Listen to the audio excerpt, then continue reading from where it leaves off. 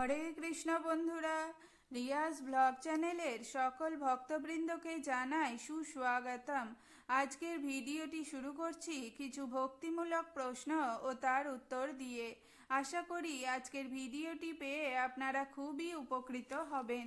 তাই সকল ভক্তবৃন্দের কাছে আমার একটাই অনুরোধ রইল, ভিডিওটি যদি ভালো লেগে থাকে তাহলে অবশ্যই চ্যানেলটি সাবস্ক্রাইব করে দেবেন। একটু সাথে ও পাশে অবশ্যই থাকবেন। এবার আসা যাক প্রথম প্রশ্নে। এই মায়া সংসারে থেকেও আমরা কিভাবে মুক্ত হতে পারব? কৃষ্ণ সেবার মাধ্যমে মুক্ত হওয়া যাবে। কৃষ্ণ সেবার প্রতি যথার্থ অনুরাগ লাভ করা যায় কৃষ্ণ সেবার মাধ্যমেই। শুধু ধ্যান করেই নয়, কায় মন বাক্যে কৃষ্ণ সেবা করে চলাই পন্থা। আমাদের যা কিছু রয়েছে, যা কিছু আমাদের ব্যবহার্য, সেই সবই ব্যবহার করা উচিত। কৃষ্ণ সেবায় কোনো কিছু অব্যবহৃত রাখা উচিত নয়। আমাদের ইন্দ্রিয়, বাক্য, অর্থ, শক্তি, সম্পদ ভগবানের সেবায় নিয়োজিত হলে আমরা আর এই মায়ার জগতের মধ্যে আবদ্ধ থাকব না। জড়জাগতিক স্তর থেকে আমরা চিন্ময় স্তরে উত্তীর্ণ হতে পারব। কায়মন বাক্যে প্রতিক্ষণেই কৃষ্ণ সেবায় যুক্ত থাকা যায়। কৃষ্ণ কথা শ্রবণ, কৃষ্ণ মহিমা কীর্তন থেকে শুরু করে বিচিত্র রকমের নিত্য সেবায় যুক্ত হওয়া যায়। এভাবে চললে জড়জগতের মধ্যে জীব থাকলেও সে মুক্ত জীব। এবার আসা যাক দ্বিতীয় প্রশ্নে। কৃষ্ণ ভাবনামৃতে থেকেও কি মানুষ জড়কর্মে লিপ্ত হয় না? আসুন জেনে নেওয়া যাক। কথা বলা একটি কর্ম, আহার করা একটি কর্ম। যখন কৃষ্ণ সেবা সম্বন্ধীয় কথা বলা হয় তখন সেটি জড়কর্ম নয়। কৃষ্ণ প্রসাদ আহার করা হয়, সেটি জড়কর্ম নয়, সেটি কৃষ্ণ ভাবনাময় কর্ম।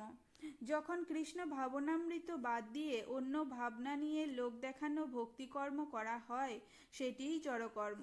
সুতরাং কৃষ্ণ ভাবনামৃতের মধ্যে থেকে জড়কর্ম হয় না। এবার আসা যাক তৃতীয় প্রশ্নে। মানব জীবনের সর্বশ্রেষ্ঠ কর্ম কি? আসুন জেনে নেওয়া যাক।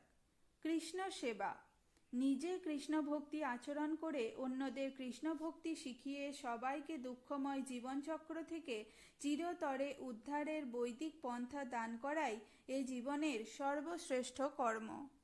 এবার আসা যাক চতুর্থ প্রশ্নে। কৃষ্ণ ভক্তের কোনো দুঃখ কষ্ট নেই, এই কথাটি ঠিক কিনা বুঝিয়ে দিন। আসুন জেনে নেওয়া যাক। কৃষ্ণ ভক্ত দুই রকমের, শুদ্ধ ভক্ত এবং মিশ্র ভক্ত। মিশ্র ভক্তে জড়জাগতিক অভিলাষ থাকে, জড়জগৎ স্বরূপে দুঃখময়। অতএব এখানে দুঃখ কষ্টহীন অবস্থা লাভ করা যায় না।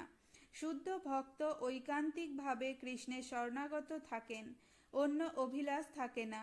জড়জাগতিক কি দুঃখ কি সুখ এ বিষয়ে উদাসীন। তিনি কৃষ্ণ চেতনায় অবস্থান করেন। কৃষ্ণ আনন্দময়, তার ভক্তও আনন্দিত থাকেন। শ্রীল রূপ গোস্বামী বলেছেন, শুদ্ধ ভক্তির একটি অন্যতম বৈশিষ্ট্য হল ক্লেশগ্নি, অর্থাৎ শুদ্ধ ভক্তি ভক্তের যাবতীয় ক্লেশ নাশ করেন। জীবের এ জগতে ক্লেশের কারণ তিনটি: পাপ, পাপ বীজ ও অবিদ্যা। পাপ দুই প্রকার: অপ্রারব্ধ ও প্রারব্ধ।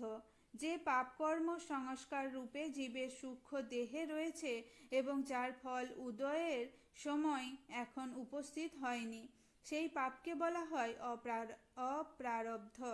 আর যে পাপকর্ম এখন ফল দিতে শুরু করেছে বা জীব এখনও যে পাপ ফল ভোগ করছে, সেই পাপকে বলা হয় প্রারব্ধ। যে পাপ সূক্ষ্ম সংস্কার রূপে চিত্তে রয়েছে তাকে পাপ বীজ বলে। সেটি পাপ কর্ম নয়, তা হলো পাপ বাসনা। বাসনা রূপে রয়েছে, সেই বাসনা যে কোনো সময় কর্মরূপে প্রকাশিত হতে পারে এবং পরিণামে তার ফলও পেতে হবে। অবিদ্যা হচ্ছে বিদ্যা বা জ্ঞানের বিপরীত অজ্ঞান। অনিত্য বস্তুতে নিত্য বুদ্ধি, অসুচিতে সূচি জ্ঞান, দুঃখে সুখ বৃদ্ধি এবং অনাত্মাকে আত্মবোধ, এগুলি অবিদ্যা।